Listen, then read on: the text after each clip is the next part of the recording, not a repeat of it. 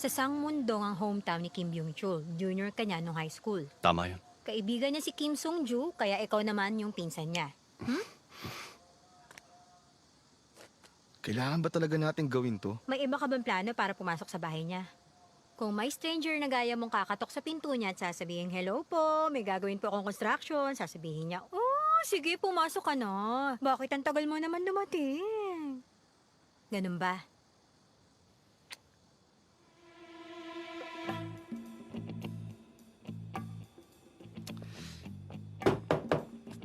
Tao po! Sandali, sino yan? Hello po. Junior ako ni Byung Chol nung high school. High school friend niya si Kim Sung-ju. Ikaw ang pinsan ni Kim Sung-ju, Ayun. okay? Kilala niyo si Songjo? Ako po yung pinsan niya. Bago po mamatay si Byung Chol, Sino naman tao ang magbubukas ng pinto dahil sa sinabi mong yan? Pag di mo to nagawa, kasalanan mo to Nakuha mo?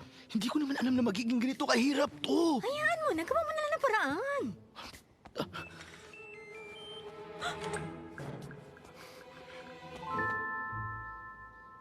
Ikaw ang pinsan ni Songju? Bakit ka nandito?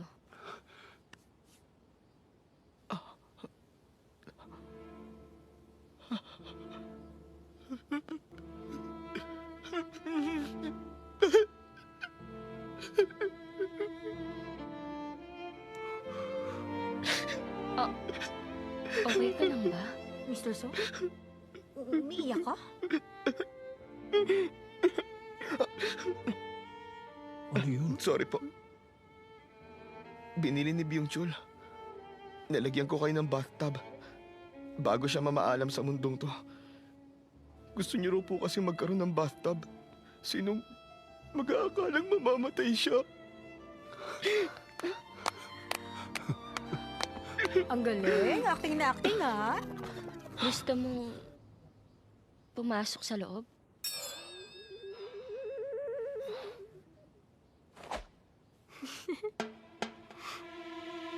Dapat makapasok ka sa kwarto para makuha mo yung gold bar. Eto ang kusina. Nandito naman ang banyo. At dito yung kwarto. Para makapasok ka dun, kailangan hindi ka niya makita. Paano naman kaya natin gagawin yun? Nangungupahan kayo, di ba? Oh, Kung tanungin ko siya tungkol sa kontrata at sabihin ko may kailangan akong details. Oh, ang galing mo, Matalino. sa ilalim ng drawer ng cabinet sa kwarto, dun ko tinago yung cellphone ko. At nasa likod nun, Yung kontrata namin? Opo. Teka, kukunin ko.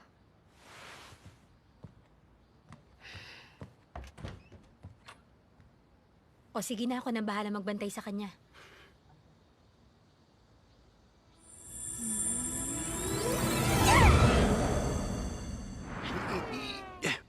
tara, punta na tayo sa kwarto. Halika na. Dali mo. Ay, ba't di ko magawa yun?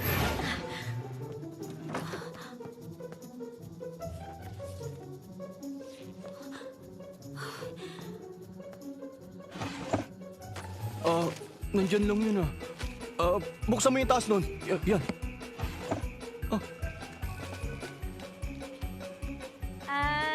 Dalian nyo na! Meron pang oras! Sige lang, kahit gaano katagal! Sige, ito naman. Yan, dyan. Yan! Nandyan sa cellphone na yan! Sige, buksan mo. Lumabas na kayo! Hawak niya na yung kontrata! Naku!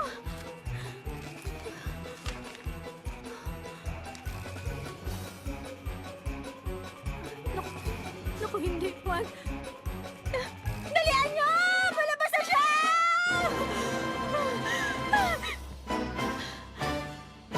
Nakita niyo?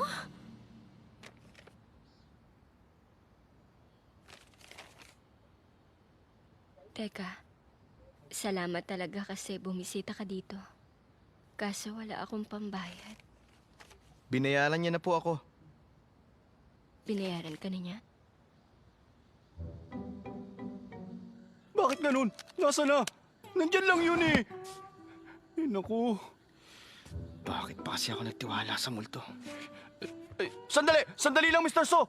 Sa aircon! Sa aircon ko yung tinago. Sigurado na ako. Naalala ko, nilagay ko nga pala rito yun. Nandito yun. Tignan mo na, dali. Yan. Di ba? Ayan nga. Wala na po kayong dapat alalahanin dito. Maayos na po yung contract. Asahan niyo po yung magandang bathtub.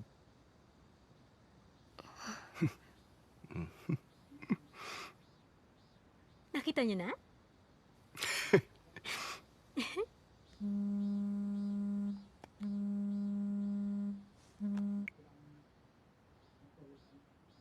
Hello? Okay na. Yung compensation? Okay, sige po.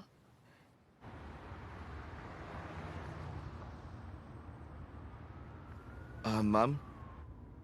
Okay lang po ba kayo dyan? Oo. Okay lang ako. Ba't ganun? Bakit okay lang siya? Siguro, dahil ako ang nandito ngayon sa tabi niya. Ang sweet mo naman.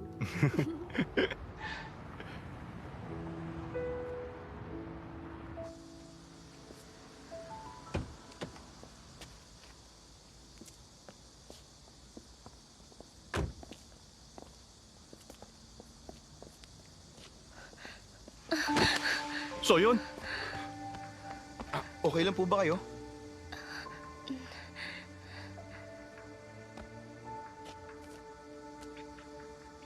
Naku, hindi po pwede to. Alam mo, dapat pasamahan natin siya sa loob. Ma'am, samahan ko na po kayo sa loob. Salamat.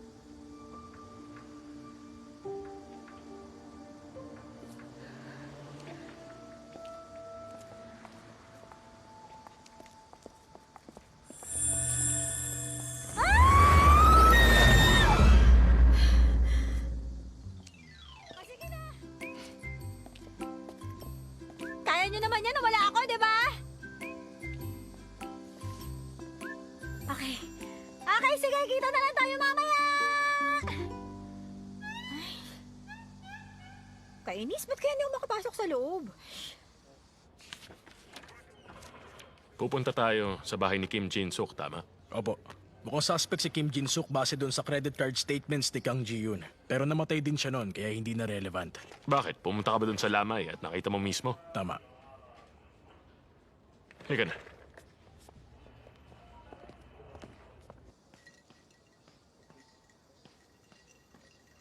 Oh, Ay, naku, maupo kayo. salamat.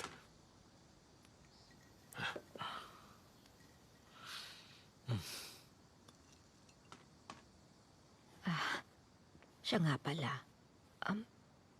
Ngayon lang kayo nakapunta ulit dito sa amin. May balita na pa sa nakapatay sa manugang ko. Wala pa po. Nakakainis naman kung ganon. Dapat, maparusahan ang buwisit na yun. Pero, ba't nandito kayo? Sa araw ng aksidente ni Miss Kim, nalaman namin, nakaparada raw yung taxi niya malapit dun sa Morso Apartments. Sino nga po palang nagmaneho pa uwi ng taxi dito? Pagka-uwi namin galing sa Lamay, nakaparada na yun sa garahe namin. Ang akala ko, pagkatapos niyong imbestigahan, hinatid niyo na rito ang taxi. Tawagan mo yung hit and run team. Opo. Ang sabi niyo po, yung apo niyo na yung nagdadrive ng taxi? Tama ka. Ay, ang daming pinagdaanan ng apo ko dahil doon. Tumigil siya sa pag-aaral. Meron ba kayong nakitang kakaiba dun sa pinapasadang taxi? May kakaiba ka mo. Ay, may nabanggit yata yung apo ko tungkol doon. Sandali, tatawagan ko siya.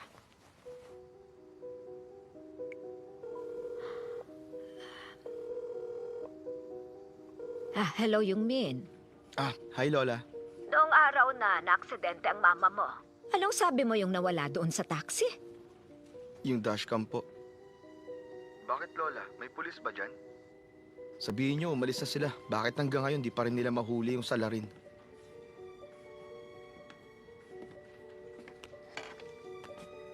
Mamaya na lang po Lola, tatawagan na lang po kita ulit.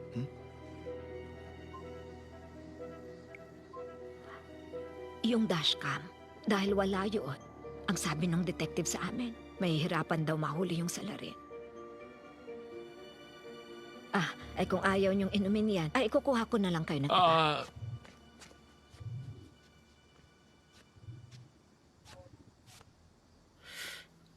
Sir, hindi rin po alam ng hit and run team yun. Ba't kaya bigla na lang nawala yung dashcam?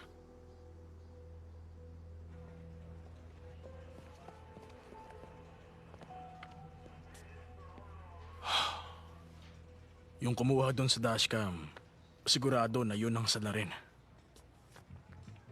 Yung mga CCTV, reviewin nga natin. Sold 20B8255. Doon tayo ulit magumpisa. Mag-focus muna tayo sa mga pinuntahan ng taxi. Di ba kay Kim Jin-suk yun? Meron siguro tayong hindi napansin sa mga CCTV. Malapit sa bahay ni Kang Ji-yoon. Tignan ulit natin. Ipa-request mo agad. Sige po.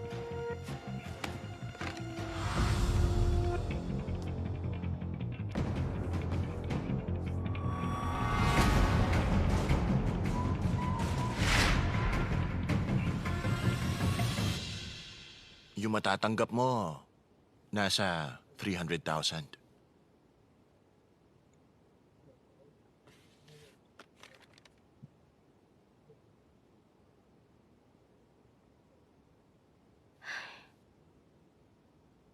Sa wakas, na-process na rin.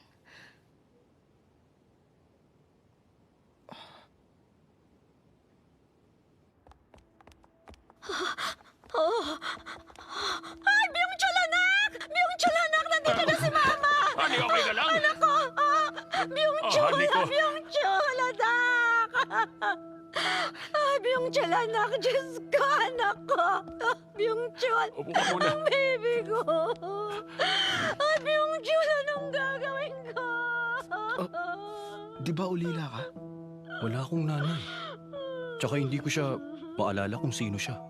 Excuse me po ma'am, pero may ID po ba kayo na pwede kong makita? Alam kong ulila na si Byung Chul at wala namang may kilala sa mga magulang niya. Sir, ayan. Salamat po. Ay, kawawa siya. Paano nangyari ito sa anak ko? Anak ko, paano ito nangyari? Paano nangyari ito sa anak ko? Kasalanan ko lahat ng ito. Iniwanan ko kasi yung anak ko nang maliit pa siya. Ay, kawawa siya. Kawawa naman ang anak ko. Bakit ngayon lang po kayo? Iniwan niyo po siya. Hindi. Hindi ko siya iniwan. Nakulong ako. Nakulong ako noon. Nakulong kayo? Hinabol ko yung mga lalaking kumuha ng pera ni Byung Chul at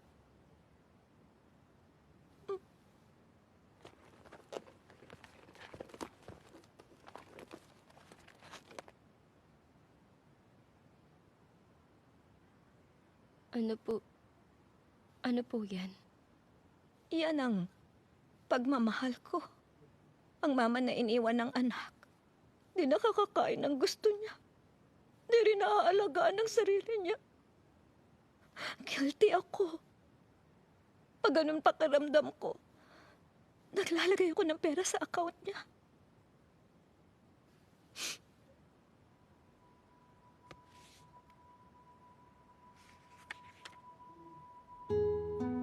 Yan yung...